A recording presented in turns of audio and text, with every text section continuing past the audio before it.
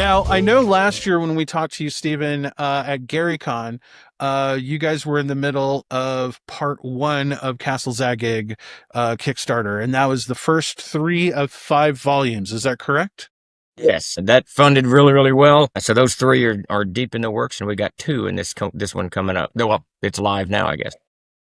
Excellent, excellent. Now, I know, I'm trying to remember, it was the Citadel, the Ruins, and what Yeah, was the other part? the Cellars. The first 3 is the The Citadel, which is Cellars. Yigsburg, which is he was really passionate about the town of Yigsburg. And then the second one is the Ruins, and that's the castle that sits on top of the dungeon. 3 is the Cellars. What is it? The Mouths of Madness, the first level of the dungeons, and all of the ruins around the castle. Yeah. Nice. There's nice. so many levels in this dungeon. It's 27 levels in the dungeon itself, not to include the castle, the environs, and the and Yigsburg. And to complicate it more, we've begun to get into Gary's notes on. So there's a lot of portals in Zagyg that go to different worlds, and we're starting to release some of those. So it's just a lot of material, unbelievable amount of material. Yeah, And there's yeah, sub levels. Obviously, there's sub levels. There's little parts. There's all. So there's lots and lots in this. It's like an anthill, Yeah. essentially. If you did a side, so it's like an anthill. There's stuff everywhere, and you got to remember this was my dad's laboratory from 1970 onward, in one form or another. And it's been built upon up until, he passed away in date. But he left extensive notes, had lots of discussions on this topic. And I believe Steve and I made that same promise to my dad to see this published and get out to the world. And so that was in 2007. So what is that? Oh my God. Is that that's like almost 20 years. Yeah. Almost 20 years ago that we made that promise. Wow. And, We've had a couple speed bumps along the way, a few obstacles to get through, but here we are, right? And it's a pretty sweet feeling to see this original mega dungeon, the definitive D&D dungeon, available to the public. Obviously, Castles and Crusades is a system that was designed with my father's input that would be the spiritual successor to Advanced Dungeons and Dragons. Uses a great siege engine system and has challenge ratings, I believe. I was going to say, I always mix these up. Difficulty classes and challenge ratings. They're the same thing. Levels, but it's all, it's... Okay, sorry, yeah. It's the same, it's the same idea. It's the same idea. Yeah, is it simple, hard, really, really hard, and then it determines what you have to overcome using your stats or skills. I started gaming in 1975, and I've been playing C&C since 2006, and we have a castle keeper, not a dungeon master, but you will rarely hear me ever call myself a castle. I always call myself a DM. It's just, a long time habits. It's like Kleenex, right? Like you don't call it a tissue. That's right. Right. The mechanics are going to be very familiar, obviously. If you played Dungeons and Dragons first, second, right, pretty much any edition. I don't know. I'm not so good at fourth, but certainly 1, 2, 3, and 5. This will feel pretty. This will be something that you can easily understand. For sure. Nice. Now this is the final two books in the whole collection. Tell us about the meat of what's going into part 2 of Castle Zagyg. So there's a total of 17 levels in the dungeons, but there's 10 sub-levels. So there's actually 27 levels in the dungeon. And this is Luke's right. This is the heart of what Gary was doing. Yeah, it was his laboratory. It's where he was cooking up ideas. New monsters would make appearances here, magic items, lots and lots of spells were discovered through adventuring in Castle Zagyg, as it were, formerly known as Castle Greyhawk, probably by my dad at that time. But Castle Zagyg, obviously, Zagyg is the mage, a very powerful mage. Gosh, he's been around for a couple hundred years, I believe, and was one of the council members in the city of Yigsburg, not the city of Greyhawk. And then, he created, this big castle, right? Stocked it with monsters for some reason, right? And what's going on in there? There's some mysteries, right? Now, if you're familiar with Greyhawk lore, then you'll have an idea of some of the stuff that's going on. But I don't know if I want to do any spoilers over the last 40 years. People who might not have played it. Well, it's important to remember that the mage is insane. He's mad. He's the mad archmage. He's visiting torment on your characters for his own enjoyment, experimentation, whatever. And not like in an evil way, but just kind of in that's why there's so many traps and teleport traps and all kinds of things in this. And the way that he developed it, so that volume 4 will be the dungeons and volume 5 will be the caverns. The deeper you get in, the less this thing is actually made out. You start getting to rough caverns and pits and underground lakes and stuff like that. Higher levels, you got cobbled floors and stone walls and statuary and all of that stuff. But the deeper you get in, you can kind of see the architectural development of Zagyg, where the mage was whenever he disappears. And the object, of course, is I don't know if this is a spoiler, Luke, but the object is to find Zagyg, to find out what he was doing in those lower levels. And only 2 people ever reached that depths and succeeded. And that's Ernie and Rob. But according to Gary's notes, look, I don't think you made it that far. No. Well, you got to remember. So my dad left TSR, which is the original company that he started to publish Dungeons and Dragons, in 1985. So I would have been 14 to 15 years old.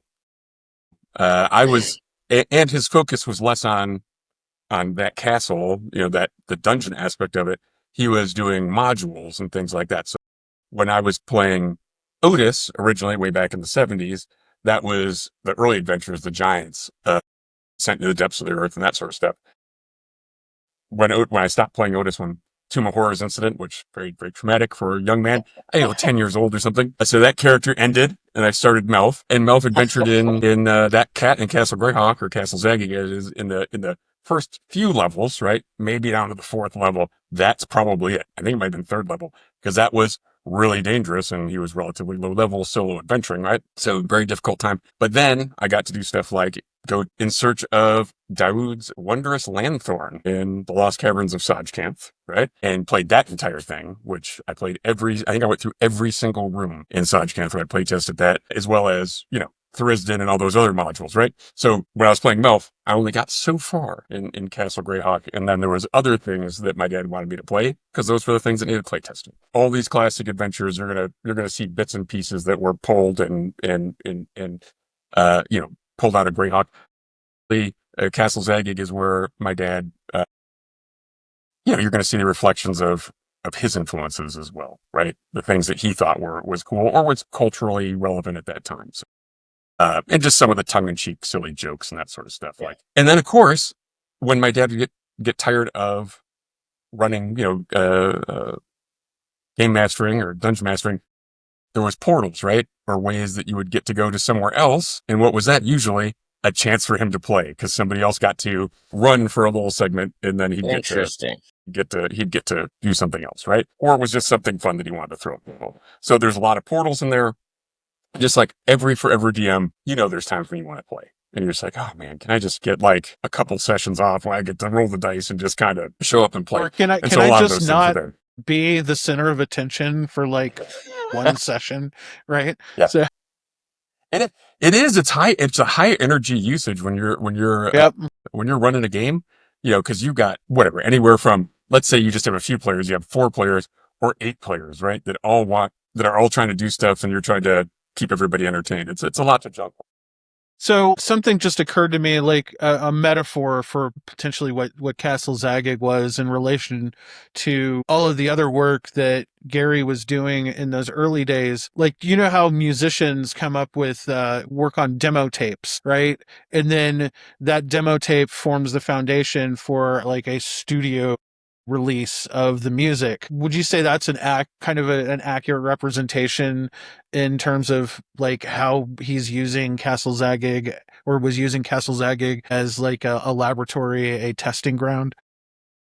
I think there's definitely elements of that for sure that you can pick and pull out of there. And 100%, it's not exactly a perfect metaphor, but yeah, absolutely. The metaphor works pretty well, because when you're jamming in a demo session, right, there's all the players may not have written the song, but they're going to say, hey, what if we did this here and we changed it just a little bit? Yep. And that's the influence that a lot of those early players have on there in taking, oh yeah, you're right. It would be a little better if we gave it a little tweak, Tweak here now. Yeah. So that collaboration kind of comes out in the more official releases early on. Very cool. Very cool. Like I remember when I discovered that Tomb of Horrors was originally a convention thing. Like immediately that made a lot more sense. I was like, oh, no wonder it's a meat grinder, right? Yeah. So you were saying Castle Zagyg, its original home was great, the world of Greyhawk, which of course Absolutely. was the setting that your dad made, that a lot of the early D&D modules took place in. Uh-huh. What was it like kind of sifting through that world again and helping work with Steven and Trollord on Castle Zagyg? But yeah, I mean, it's just a lot of memories is essentially what it is. I mean, there's so much, there's many hours for me. It's very personal because not only was it time where I was playing and having great fun with Dungeons and Dragons, right? Which is an awesome time. Role playing games are fantastic. When you get together with your friends, delve down as a hero, face challenges and overcome them together. That's an awesome feeling, right? But for me, it was also time with my dad, who was a busy guy. And this was this was a great excuse for him to be getting some work done, and for me to spend time with my dad having fun. And so it brought back a lot of those memories. Looking through, flipping through the binder of that you were never to look at, right? Can't look at. So it's a little bit bittersweet because it's like, okay, my dad's not going to be able to run this for me. He's been gone for a while, but the joy of knowing other people are going to get to look at this material, are they going to get to experience it, maybe with their kids, right? And enjoy that, or certainly with friends and forum. Have lots of laughs, lots of great stories. Those moments where everything's on the line and somebody pulls that clutch, critical hit or whatever it is and it saves the day. You know, tens of thousands, hundreds of thousands of hours of fun is going to be generated by this. And that it was very rewarding, as well as the ability to fulfill the promise that I made to my dad that this would get out, that this something that he'd been probably saving up and dreaming of doing, but not quite yet. I'll get to that tomorrow. I'll get that tomorrow. And then, at some point, all of us have a reckoning that, we're not going to be here forever. And then he was at that point, he's like, I want to get this done. This is something that needs to happen, and I only have so much time to get it done. And he was a machine. I don't know how, to this day, I don't know how he would produce so much material. I mean, and Steve could speak to that directly. It was absolutely. We started working with Gary in 2001, and it really, he came out of the gate running with the Gygaxian Fantasy World series, which we're republishing as the World Builder Archives. And that was an open-ended series of books in the Legendary Adventure stuff, which he was very, very passionate about. Then the Castle Zagyg stuff wasn't just the dungeons for him. He was rejuvenating the dungeons and bringing them out in a publishable format. But the Eastmark, he had developed this whole area, which I think is 17,000 square miles of terrain. But when you get into it, it's typical Gary because and all of this will be in the Castle Zagyg material in the Citadel. This one will be in the second one, the Ruins. Every village is outlined. The village leaders are outlined. Their economies, the way traffic moves on the river, all of this stuff is in there. The two rivers that go next to Yigsburg, and then his passion into Yigsburg itself. He was developing each neighborhood in that Yigsburg so that it was so detailed. It was you'd know who the bakers were, on such and such street. So the amount of work, and that doesn't even touch. There were so many other things with the Hall of Many Pains. We were rebooting the Gourd de Rogue, which we'll revisit this summer. Just so much. Kings of England, Kings of France, the board game. The amount of work. I remember the last meeting I had with Gary. We did little conventions up there for him. And one of the last conversations we had in person was he gave me this just laundry list of things. And one of these days I want to find it. It's on a yellow notepad. I remember that. It's somewhere in the TLG, storage bin. I remember saying to Davis, my brother, that he's given us so much work. We're not going to have any room for Troll Lord work at all because there's so much stuff that he wants to do. And Zagyg was part of it for sure, but it was just part of it. And I guess, when you talk about Eastmark and Yigsburg and all that stuff and all the detail that went in there, obviously, in earlier days, that was less important, and he assumed you'll make it up. Right. But when people said, hey, how come you haven't fleshed this out? How come, hey, here's a critique. You want more of that? He's like, oh, you want more of that?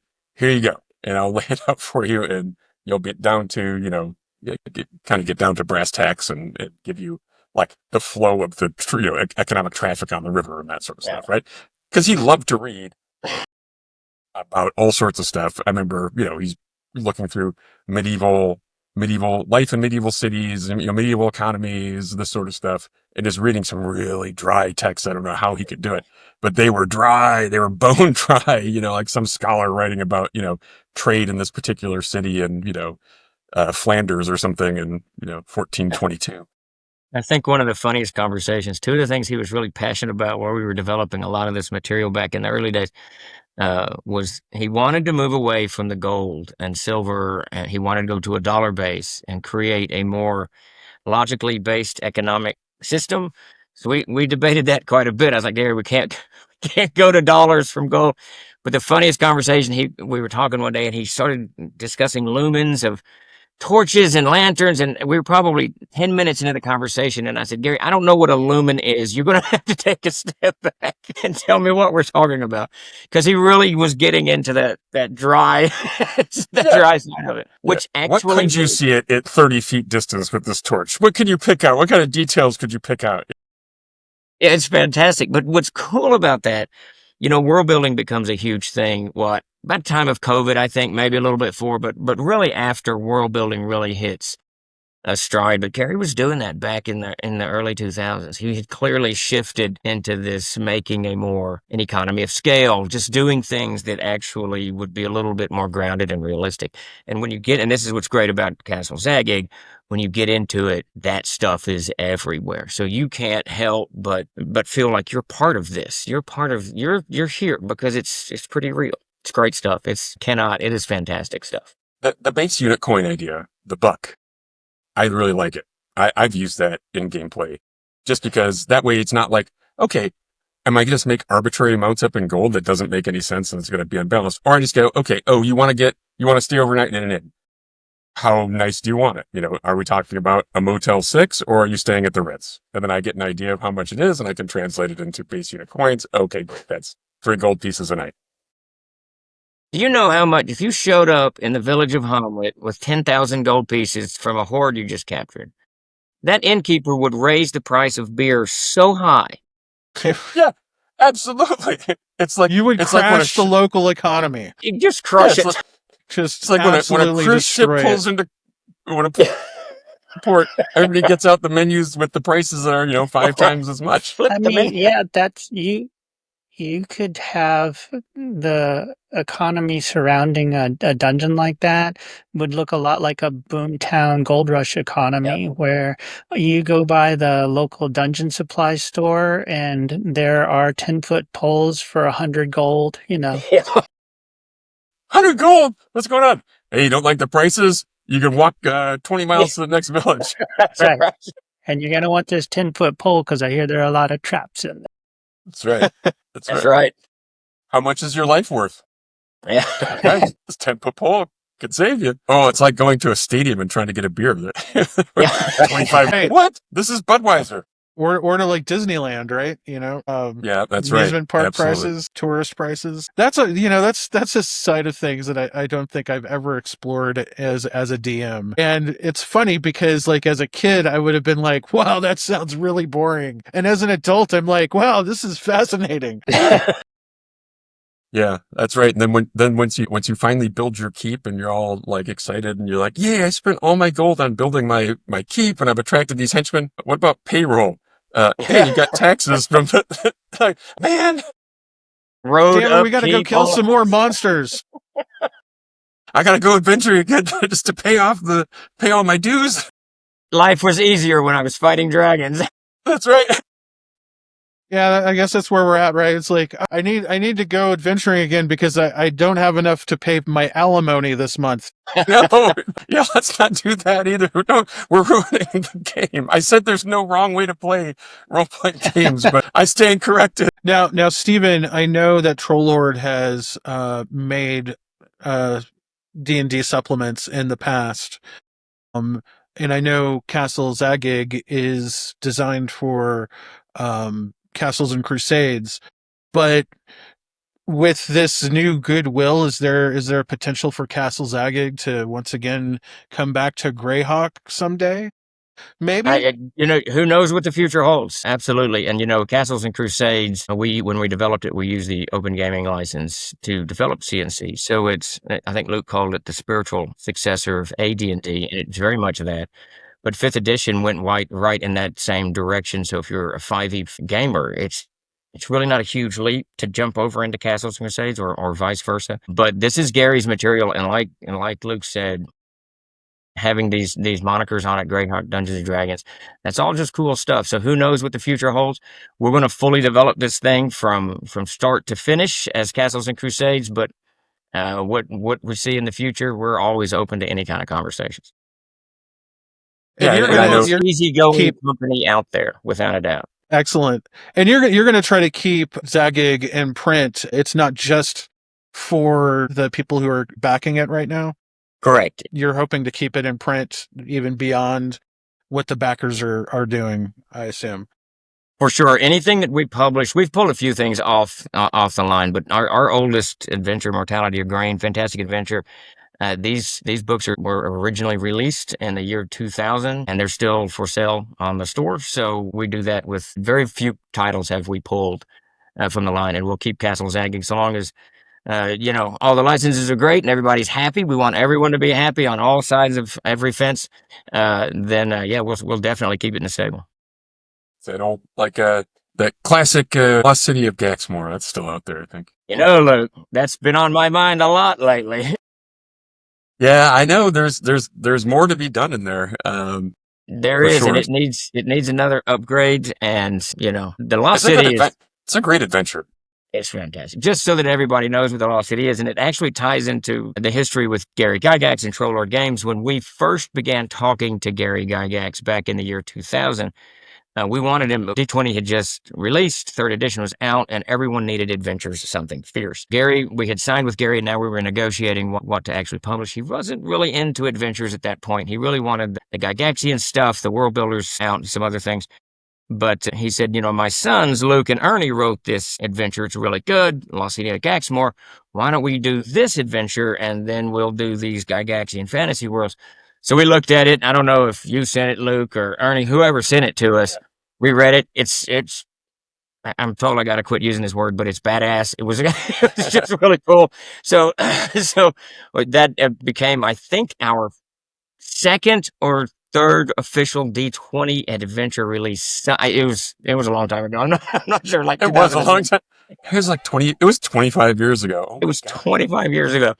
But it is this city that's kind of, you can place it anywhere. We've put it in the world of Aird. You can put it in Greyhawk because it comes out of the ether, out of time, and it's this city in ruins with all of these factions, and some of them are good, some of them are evil. Sprawls out to the outskirts around the Lost City. I absolutely love the Lost City. It's just badass.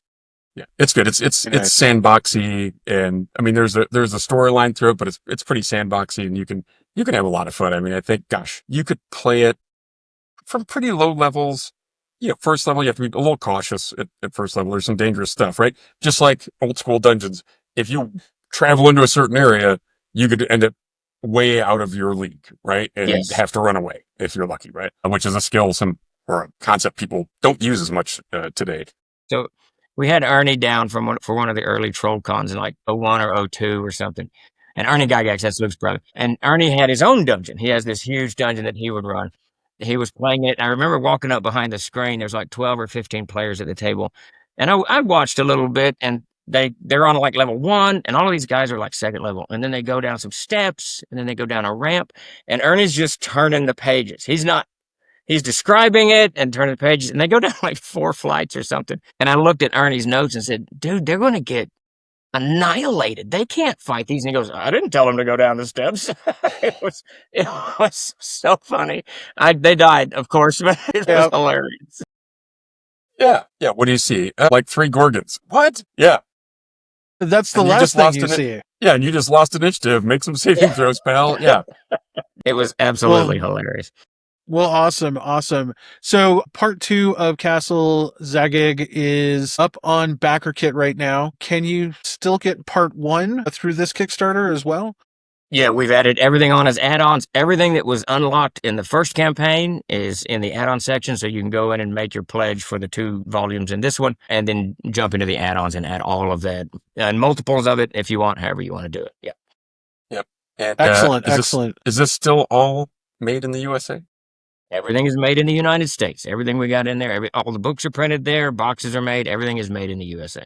That's kind of a standard of TLG. Story of we've got the equipment. When does the crowdfund campaign end? May 1st is when it ends, so we got about 2 more weeks, I think. So yeah, if you want all the cool stuff that's coming with all the stretch goals, all that fun stuff, the leather bound edition, like you better act now because it'll be available later, but you won't get it as quickly, and you might not get all of the fun, cool stuff that you guys have been adding on. I don't know. I could be For sure. wrong. Yeah. No, for sure, and it is discounted. If you back the BackerKit campaign, you're going to get a nice discount from when it comes out in the real world.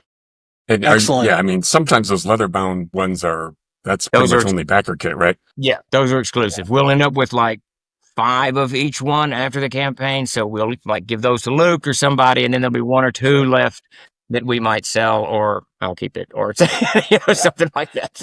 Keep it, and then at GaryCon 20, we'll auction it off for charity. There you go. There you go. Perfect. There you go. So what does it look like? Is it a book for the dungeons section and a book for the caverns? So we struggled hard with this one because each book, we wanted them to be hardcover books so that they have longevity, they have shelf life. Because we do Smythstone binding, we do a really stout binding on everything we do. But each one of them even Yigsburg comes with lots of maps. The setting comes with 3. I think volume 2 comes with 7 maps. Volume 3 is 9. Volume 4 is 9. And these are big maps. They're not 8.5 by 11. So what to do with those became a long discussion. So we went really, really deep on this one. Each book, each of the volumes will be a book that will go in a box, and in that box will be the 9 or 10 or 7 maps or whatever it is. So each of these will come out in a box set. Each volume will be a box set volume. We're not going to sell the books separate because there's no real way to do a hardcover book and 9 maps with it, and put it on the shelf at Barnes and Noble or whatever. There's just no good way to do that. So yeah. I feel like you should have a tier where you get a bookshelf too, right? That's a great idea. That's a fantastic idea. Some Zagyg book. That's a great idea. That's right. Excellent, it has like some excellent. gargoyles hanging off the sides, and it'd be great. Fantastic. Well, I'm glad I could help. I will. I'll send my bill after the interview. Your consulting fees, yes. My consulting fee. Yeah, definitely go check that out. I'm just happy to hear all of this Greyhawk goodness, whether it's actual like Greyhawk in D&D or the spiritual successor to Greyhawk in Castle Zagyg. It's nice to see the Gygax name out there and prominent once again in all of this. So definitely kudos to you guys for making this happen. And I imagine, Luke, this is really special to you because this is, of course, your dad's biggest magnum opus, I guess is the best term for it. So yeah, I had a lot of fun in it, and he wanted it out, and that was his. I mean, I hate to use the term, weird kind of strange term, but his dying wish. But it was one of his dying wishes is that this would make it into the hands of gamers around the world. It's happening. And so that's really cool. It's an awesome mega dungeon. Obviously the environs as well is going to give you a home base. It's not only a glimpse into the past, but also, in the early 2000s, my dad was pretty much ahead of his time in for sure in game creation. And since he'd been, starting as a pioneer, he probably hit these gates of development a little bit before the rest. So this is really forward looking from 2000, 5, 6, 7 perspective when he was heavily working on these things. So I think it's going to play well for pretty much any style of play. There is enough RP opportunities. There's puzzles aplenty in storyline that runs through it. And for people who are looking for fun hack and slashing through a dungeon, there's definitely that too. And, come on, did that ever really go out of style? I mean, there's been some whole new game systems that are really just kind of emulating old styles of D&D play that new players are going, oh wow, look at this new style of play where you go do dungeon crawling stuff. without a lot of the frills and others. I'm like, okay, yes, that's how we used to do it. Listen, whippersnapper is how we used to do it back in my day. I mean, That's murder hobos are a relatively new term. yeah, that's right. Yeah, that's true. We used to call it hack and slashers, I think is what the term used to be, right? And so it's really, really wonderful to see all this stuff. And if you love Greyhawk, I'm going to be working on, the Greyhawk material officially. There's also Gord the Rogue, books that were set in Greyhawk. And so those will be republished and, hopefully, knock on wood here, I have some ideas for that with an anthology of some really well-known modern authors that have their love of creativity and storytelling based in Dungeons and Dragons, who would probably love to write a Thieves World style anthology of Gord book, right? How awesome would that be? And then if there's an appetite for that, maybe there will be somebody who can be the Sprag de Camp to Robert Howard, so to speak, and make some new Gord adventures, which would be That'd be fantastic. It'd be awesome. Well, gentlemen, thank you so much for talking with us today. This has been all super awesome. Love talking to both of you guys. Definitely go check out Castle Zagyg. Stay tuned to Gaming Trend for more developments on Greyhawk and on Castles and Crusades going forward. Like what you just watched? Not only can you find more great videos here on our YouTube channel, you should go check out GamingTrend.com, the longest running independent game and gaming culture site on the web. From the table to the screen and everything in between, at Gaming Trend we cover video games and tabletop games, tech and gear like 3D printers, and even film, television, and comic books. You'll find the latest news, reviews, and previews alongside our in-depth editorials, weekly newsletters, and the latest season of our tabletop podcast, Tabletop Throwdown. Also, importantly, Gaming Trend is by humans for humans. No AI is used to generate our content, and we try not to platform products that use what we consider to be exploitative technologies. So yeah, definitely like and subscribe here, but also go check out GamingTrend.com. We do a lot more than just videos.